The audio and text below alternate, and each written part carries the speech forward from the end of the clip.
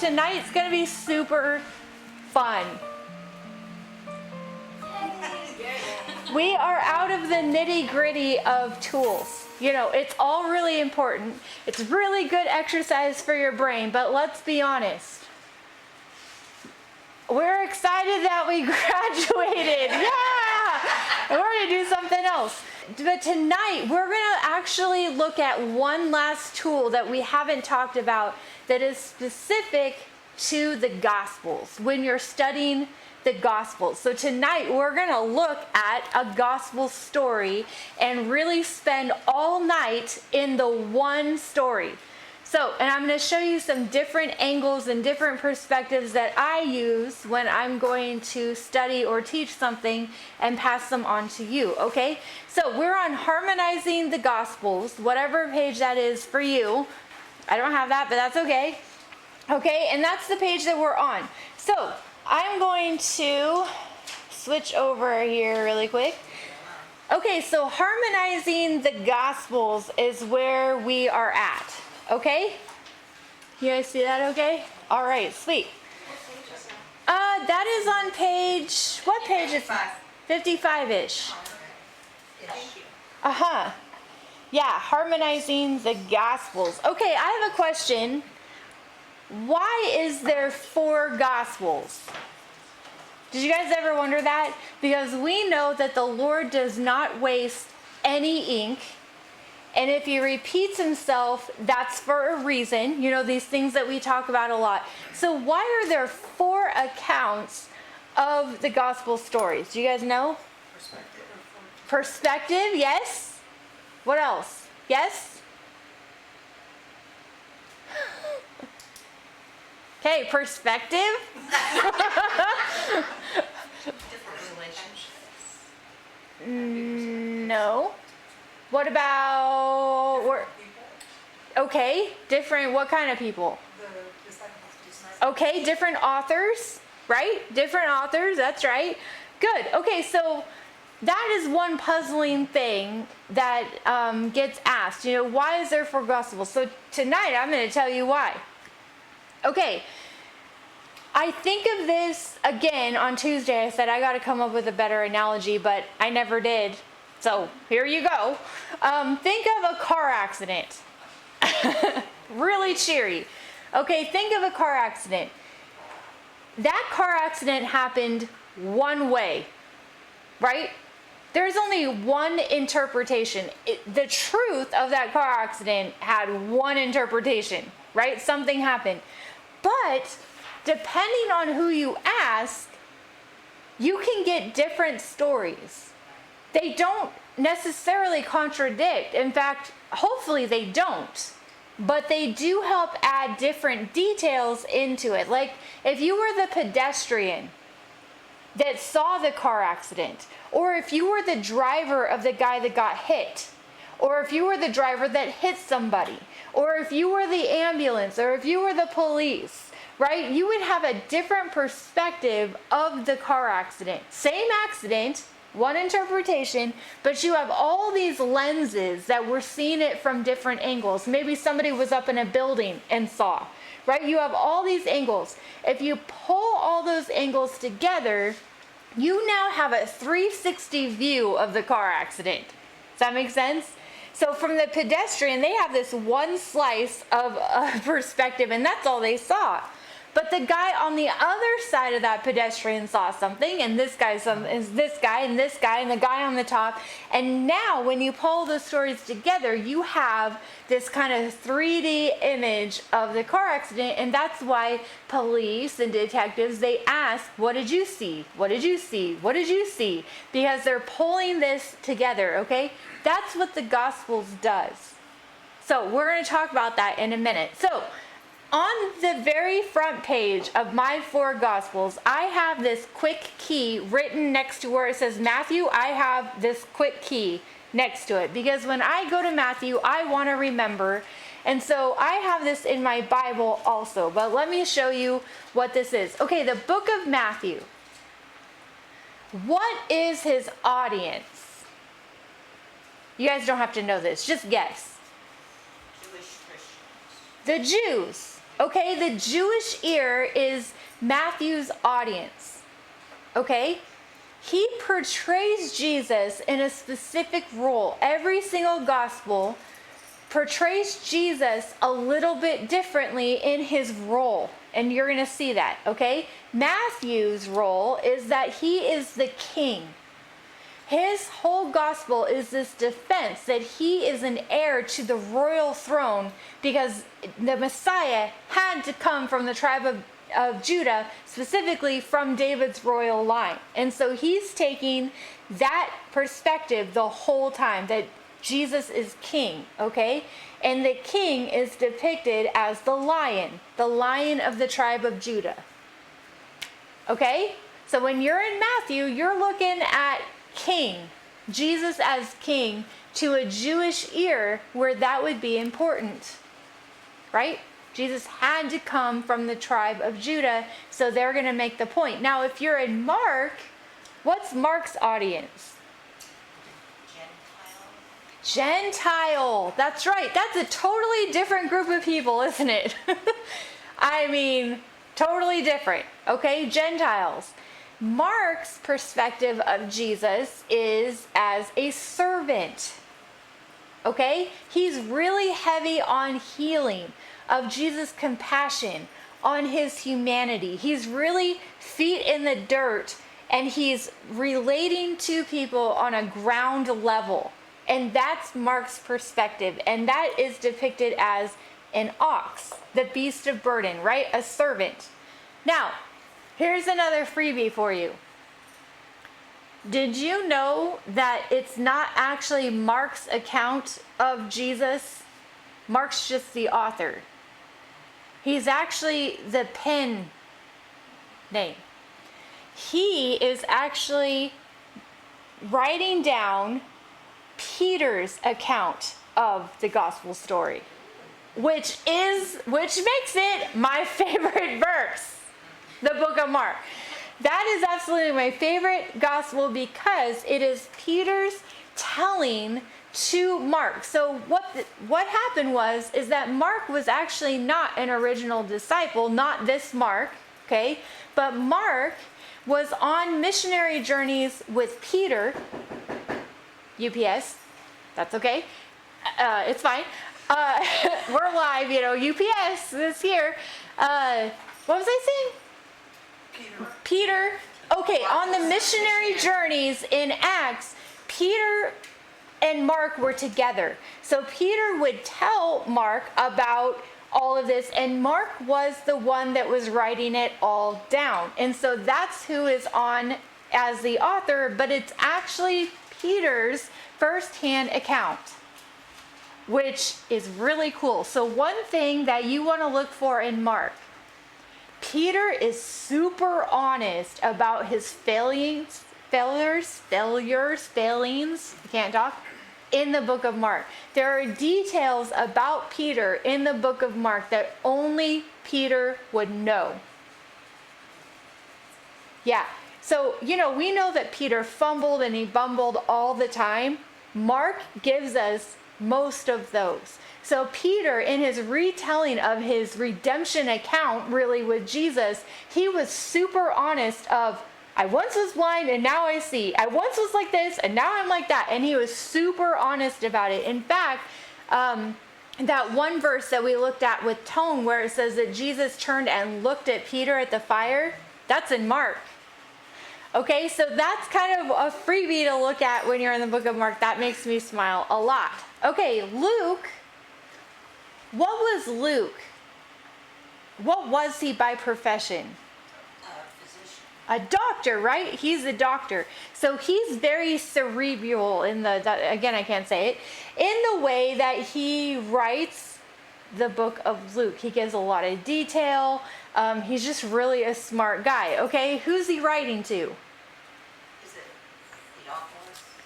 Okay, yes, and Theophilus was a Greek.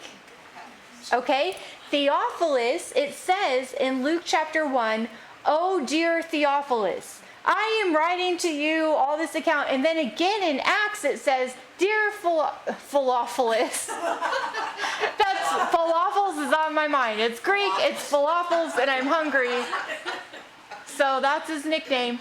Dear Theophilus, and it goes on. So Luke and Acts, actually, you can sandwich them together as one book and just keep going. It's written by the same guy, to the same guy, and it just keeps going, this account, okay? And he's a Greek, and Greek, has a lot of philosophy, a lot of medicine, a lot of art, and so that's kind of the take of Luke, okay? And Jesus' role in Luke is the Son of Man, okay?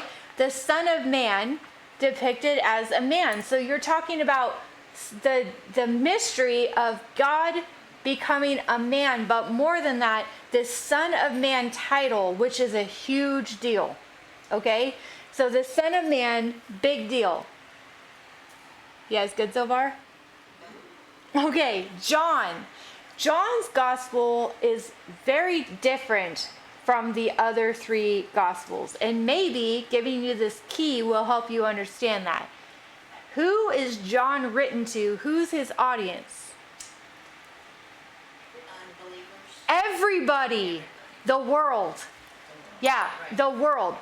It is no longer Jew, Greek, Gentile, slave, free, man, woman. All those labels drop, and it's just God so loved the world that he gave his only begotten Son. Okay, so all the labels drop, and now you've got a God that loves the world, and that's the audience of John, okay? The role in John is his deity, or the Son of God, okay? Luke is the Son of Man. John is the Son of God. His argument is that Jesus and God are one. You have all the I am statements in John, right? It's really heavy on those, saying that I am the I am. That is a huge statement, okay? I am. And in the garden, he blew back the Roman soldiers saying, who are you? He's like, I am. And they fell down. And then he waits for them to get back up, and they're like, who are you? It's like, I am. It's like 3 times. He's like, ask me again. This is fun. I am, okay? And then he's depicted as an eagle. Now this depiction thing on the side, this is actually a nod back to the book of Ezekiel chapter 1. And I'm just going to leave that for you guys to consider. It is way too smart for me. But there is this creature, remember the wheel within the wheel, this weird vision of like the chariot, but he can't quite make it out, and he's like, I don't know, it's like a wheel, and it's like on fire, but it's not on fire, and he's trying to describe something. In that, not only are the cherubim and the seraphim, but there's also these weird creatures that he can't quite get his mind around. One of them is a 4-faced creature. One side was a lion, one side was an ox, one side was a man, and one side was an eagle. And you see this depiction of the full account of the gospel story of Jesus Christ. Okay? Again, that is the extent. I am passing on what I got. There is nothing but crickets going on up here now. That's it. So for you Bible students that want to look into that further, it's Ezekiel chapter 1, this weird creature guy, something fun to look into. We are not going to do that here. Mostly because okay, many of the gospel stories we know are recorded multiple times, right? So you have these 4 perspectives, 4 authors, 4 roles that Jesus is in, 4 audience ears, but a lot of the stories repeat, right? Okay, it's important to examine the story in every gospel. Why? Because you have a pedestrian, and you have a driver, and you have a police, and you have the guy in the building, and you want the whole story, right? So that is why, if the story is repeated, you want to actually look at it 3, 4, 2, however many times that it is in there. Gospel stories. What are we doing? We're going to harmonize the Gospels, okay? So if an event or detail is mentioned in all 4 Gospel stories, it may have special significance, okay? All 4, which actually doesn't happen that much. Because John's agenda when he wrote his book through the inspiration of the Holy Spirit was much different than the other three. Okay, so all four is pretty significant, okay? But if an event is only in one gospel, that too is worth consideration. Remember when we were doing Why This Story and we were looking for what was unique? One thing that might be unique about a gospel account is that it's only in there once or it's in there all four. Okay, so that might be something to look at. Now, harmonizing the gospels, how do you do it? How do you do that? This is what you do. Harmonizing the gospels means that you begin in the passage of whatever book you're studying. So say you're in Matthew, okay? That's fine. Stay in Matthew, read the story. Then what do? You add additional information that the other gospels supply. Okay, so if you're in Matthew, you're going to see, is this story in Mark, Luke, and John? Write down those references and you're going to look at all three and see what perspective they're going to give you to add more details to a story so you get a more 360 idea of the story. Okay? Does that make sense? Okay, so this is what we're going to do. We are now going to go to groups. If you are online in your house, even if you're by yourself, that's fine. You can do this, okay? So stay online. I'm going to come back to you because this isn't the only thing we're doing tonight and you don't want to miss the rest. So when I go to break for everybody, you guys do the work on your side and we're going to do the work on our side. So what are we going to do? We are going to break up in groups, okay? You guys are going to harmonize the gospel. You're going to do it together and harmonize the gospels. Groups of 3 or 4 or 2 or 1 or however many groups you have, okay? If you are online and you don't have a book, that's fine. Write down these references, okay? Matthew chapter 9, verse 1 through 8. Mark chapter 2, verse 1 through 12. And then Luke chapter 5, verse 17 through 26. Okay? That's what you're going to do. What are you going to do? You are going to harmonize the Gospels. So you're going to start in Matthew, which if you have the book, you have it all typed out for you. 3 columns. So if you guys turn the page and see this page with the 3 columns, that's what you want. Okay? So I have it for you already, so you're not, it's really hard to flip and look. It's really hard. This is the way to do it. So you're going to start in Matthew. Okay? Then you're going to look at Mark's account and Luke's account. This story, friends, foes, and a paralytic, that's what I'm calling it, is not in John. Okay? So you have 3 synoptic, they're called gospels. They kind of follow each other in the stories. So you're going to start in Matthew and you're going to look at Mark and Luke and see what details that you can add to Matthew's account to make it a fuller idea. Okay? Does that make sense? So you guys have some blank spots on notes next door. The other thing that you can do is just draw arrows. Okay? Just be like, that's an ad, that's an ad, that's an ad, however it is. But you're going to see that if you're studying the book of Matthew, you are missing a lot of detail. Okay, see, that's what you're going to do. And we're going to work on that for a while, and then we're going to go to the next thing after that. Okay? So break up in groups of 3, no more than 4, and you're going to do this together.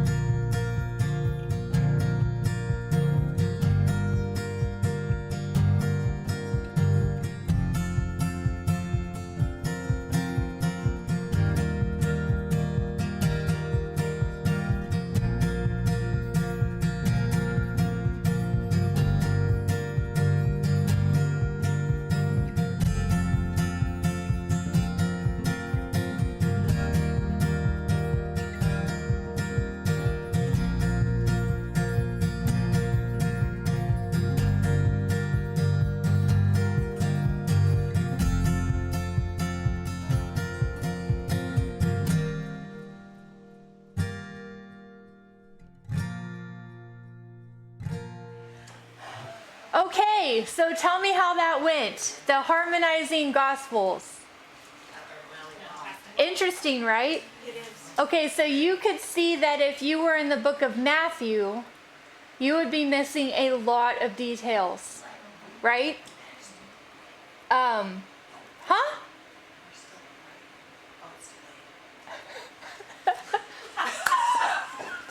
It's fine. You guys miss so much when you're not here. Yeah, so tell me one thing that you guys saw. Give me something. Well, first of all, Capernaum. Capernaum? Yeah, where he was. Right, Capernaum, We yeah. were just talking about how to say that. Mhm. What I say. Yeah. So anytime it says that Jesus went home, he's going to Capernaum, he's going to Peter's house. And so in the gospel, when you see that, so this story takes place at Peter's house, you guys, which is gonna be important in our next step. So never mind, just write that down. What else did you guys see? Matthew seemed to be more speaking from a perception of how he felt, his feelings about it, and just kind of told the story versus trying to be as articulate as the other two. Yeah, it's pretty short. So Matthew is pretty short on this. Mark and Luke are almost equal. You know, Mark's perspective of Jesus, the role he's depicting was what again on Mark? A servant, right? So anytime that it comes, Mark is actually pretty abbreviated in everything until it comes to a healing or when Jesus stops to talk to somebody. Otherwise, it's like, yeah, we walked over there and over there. Okay, you know, where the other gospels bring a lot of, and then Mark kind of slows down when it's showing Jesus' compassion or his servanthood, because that's the lens that he's in. Luke is pretty much always detailed because he's got a physician mind. And so you see him giving more details. Like Luke tells us, well, Matthew and Mark tells us that there was a lot of people around, but Luke tells us where they came from. And so there's all this detail. Also, Matthew says that he went to his own city, and then bam, there was a paralytic. He skipped the whole point that Jesus was teaching, right? So it doesn't even say anything about crowds or teaching or anything. Like, it's hard to even get a picture of the scene in Matthew. It's accurate. It's just not the full 360. So that's what harmonizing the Gospels does. Where if you were in Matthew, it's like, okay, it's a really quick story. But if you add in Mark and Luke, you have this bigger story of what happened. So that's what harmonizing does. And it's really cool. Okay? So we are going to take the same story and do it again in a different way. So stay in your groups. Turn the page. We're going to be in their sandals. And you guys know I love this. This is the bread and butter of what I do. In their sandals. So I'm going to show you how I do it. Okay? So in their sandals, what does that mean? It means that when I am in a story, I put on the boots of one person. And that is all. So I stand in the boots of the pedestrian, and then I switch boots and I stand as a police officer, and I switch boots and I sit as a driver. And that is the only perspective that I'm looking at when I read through the story. Then I switch sandals. I switch shoes. What does that do? It lets you see the story through the perspective of one lens, and it is really, really cool. Okay, so I'm going to let you guys give it a shot. So what I want you guys to do in this room anyway, is you guys are going to take 3 shoes. Okay, you guys are going to be the homeowner, which is who? Peter. How would Peter feel this whole time and the things that are happening to his house? Okay, the religious leaders, their perspective on what's going on. Okay, and you're going to be the crowd, which the crowd's emotions actually change through the story. You can see that they are changing towards the end. So you guys are going to do that. You guys are going to do the 4 friends. Okay, what was their day like? Remember, these are real people that really woke up in the morning, really had a bowl of Wheaties, really made a plan to get their friend to Jesus, right? They didn't just poof, show up in the world at this scene. They had something going on before they showed up. So what did that look like? The paralytic, he says exactly 0 this whole story. Did you guys notice that? He does not say anything. So what is he thinking? And then Jesus, which we actually do have some emotional heartstring things with Jesus, actually quite a few. So how's he perceiving the story? So that's what we're going to do. And then you guys split it up however you want, but it's too much to do all 6. So split it up in 3. This is something you can take home and work on more later, but I want you guys to give it a shot. So go ahead and do that, and we'll go to another table break, and then we'll come back after that again, okay? So ready, break.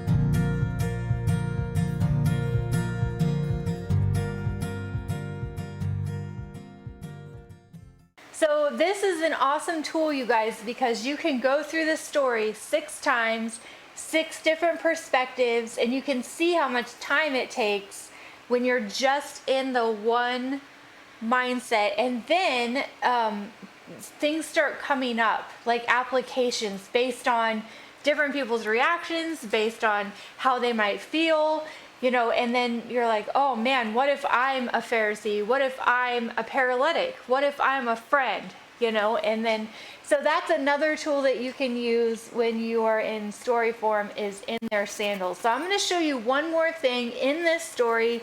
It's called extract. It's on your page, extract.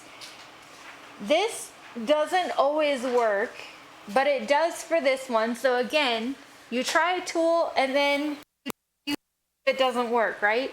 So extracting is taking a detail of a story and generalizing it so you can understand what's happening. Okay, so I'm going to show just one what this means. So let me go over here. Okay, so this is what your page looks like.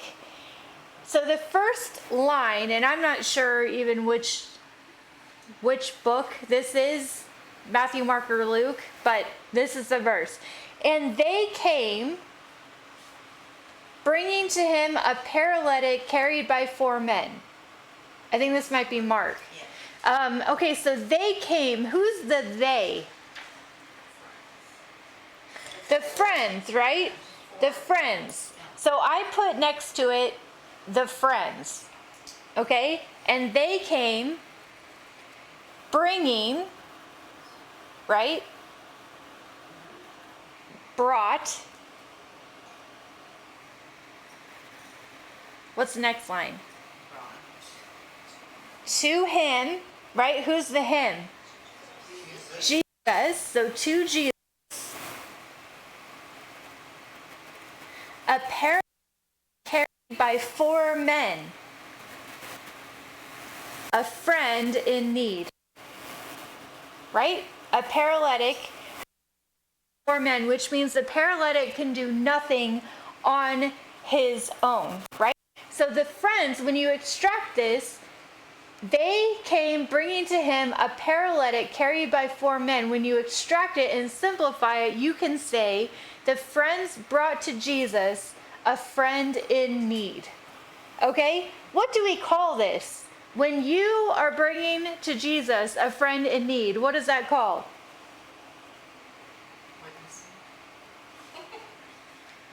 Intercession.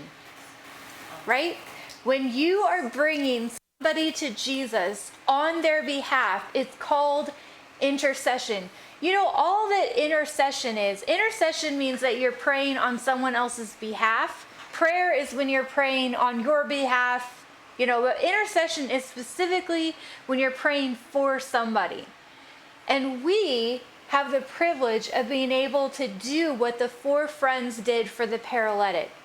To bring a friend who is in need, who needs Jesus, to Jesus on their behalf in intercession. Intercession means that you take somebody who is so overwhelmed, so in despair, so in need, who's like, you know what, I can't even pray right now. Can you please pray for me? And you take them and you drop them at the feet of Jesus. And then you let them and Jesus work it out from there. Just like the 4 friends. They dropped the friend through the roof, right? And then the friends are out of the picture. It's this conversation that Jesus is having now, right? I think sometimes when we're praying for people, we feel like everybody I pray for, I got to carry the burden of that person like forever. Like I just have to carry it and carry it. That's not really what intercession is. It's when you take somebody to the feet of Jesus and you drop them off. That's interceding. And we might do that several times, right? On the other hand, we can find ourselves being the paralytic, where we need someone to bring us to Jesus. We trust him, we have faith in him, but sometimes we get so overwhelmed. It's like, you know what? I can't do this one on my own. I need your help. I need you to pray for me and with me. And then we ask that somebody bring us to Jesus on our behalf. And then hopefully that friend just leaves us with Jesus, right? And isn't carrying us around. You know, these poor friends didn't have to carry this guy home, you know, haul him back up through the roof and back down the ladder. And so that's what extracting is. It's kind of taking a story, simplifying it, and going, wait a minute, if I am bringing to Jesus a friend in need, that's intercede, that's praying for them. That's what that is. And so you can kind of extract it and kind of simplify it in that way. It doesn't always work, but if you take that lens of intercession or praying for somebody and then go back through the text, it changes again. Friends, foes, and a paralytic. We did it. See how many times you can comb through something? So we did harmonizing and then in your sandals, and we extracted all in one story. And you could really spend a lot of time if you walked in everybody's sandals. That's a lot of time that you can spend in this story. So that is a tool that I'm passing on to you. So for your homework is to do 2 needs, 1 savior. Exactly what we just did. So in your book, there's a printing out of the 2 stories. You're going to harmonize the stories, and then you're going to walk in the sandals of whoever I said to walk in the sandals for. Then, next week, I'm going to teach you 2 Kings chapter 7. It's one of those bloody, brutal chapters in the Old Testament that give the Lord a bad name. Those kinds of stories that everybody avoids, like the plague, we're going to do one. Okay, we're going to see that Jesus is on every page in every story. I'm going to prove it to you. So that one is called The Good News. That's what I titled it. That is a big hint.